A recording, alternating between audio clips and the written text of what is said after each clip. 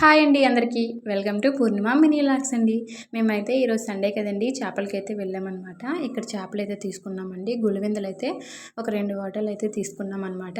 ఇంకా తీసుకొని ఇంటికి వచ్చినప్పుడు అయితే దాహం బాగా వేస్తుందని చెప్తే మా వారైతే ఇక్కడ చెరుకు రసం అయితే ఇప్పించారండి. ఇలా చెరుకు రసం అయితే తాగేసి ఇంటికైతే వెళ్ళిపోయామన్నమాట.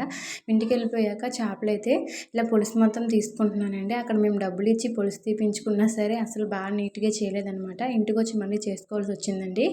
ఏమైనా అక్కడ తీశారు కదా అని చెప్పి ఇలా వండిస్తే మొత్తం చేపలల్లో పులుసు వాసన వేసేస్తుందండి. అందుకని చెప్పి నేను నీట్గా చేపలైతే పులుసు మొత్తం తీసేసుకున్నాను అనమాట. తీసేసుకున్నాక ఇంక చేపలు అయితే వండుకుంటున్నానండి. కొంచెం ఎక్కువ చేపలు అవ్వడం వల్ల పెద్ద కళాయి అయితే పెట్టానన్నమాట. అన్నీ టమాటీస్, ఉల్లిపాయలు, ఇంకా పచ్చిమిర్చి అన్నీ వేసేసి అల్లం వెల్లుల్లి పేస్ట్ కూడా వేసేసానండి. వేసేసాక ఇంకా చేపల పులుసు ఉంటుంది కదండి, ఇంకా దానికోసం అయితే చింతపండు అయితే నానబెట్టినాను అనమాట. చింతపండు కూడా వేసేసానండి. వేసేసి ఇంకా చేపలు అయితే వేసేసుకున్నాను. ఇంకొక వైపు అయితే చికెన్ అయితే పెట్టుకున్నానండి. చికెన్ అయితే పిల్లలు అయితే చేపలు తినరు సరిగ్గా, అందుకని వాళ్ళ కోసం అయితే చికెన్ అయితే మా వారు తీసుకొచ్చారనమాట. వాళ్ళ కోసం చికెన్, మా కోసం అయితే చేపలండి. ఇంకా చేపల పులుసు అయితే ఒకవైపు అవుతూ ఉంటుంది, ఒకవైపు చికెన్ అయితే అవుతుందండి.